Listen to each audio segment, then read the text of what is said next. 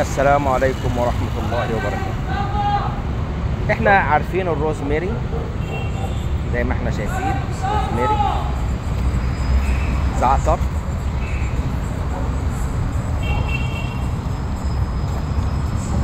العطر،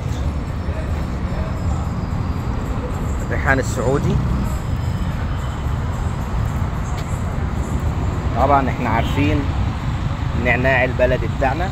كل ده من النباتات الطبية العطرية اللي احنا دايما بنكون حريصين ومتواجدة طول السنة، ولها استخداماتها جميلة جدا.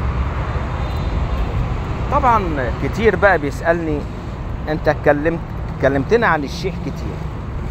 الشيح طبعا احنا ليه بنتكلم عليه؟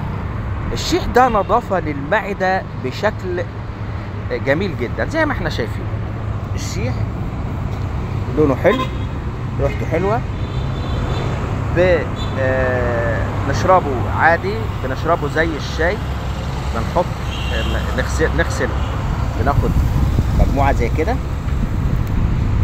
نغسلها حلو قوي، نحطها في الكوباية ونغلي مية، ونحطها المية على الشيح لمدة من 7 ل 10 دقايق، يكون تم عملية الاستفادة من المجموع الخضري او الشيح، ونبدأ نشربها.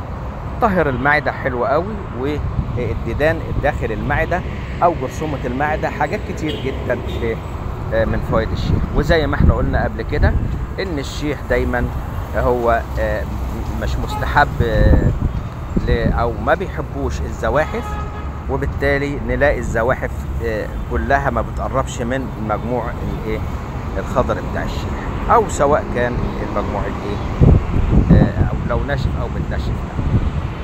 نباتات طبية العطرية جميلة رائعة اللي لا غنى عنها في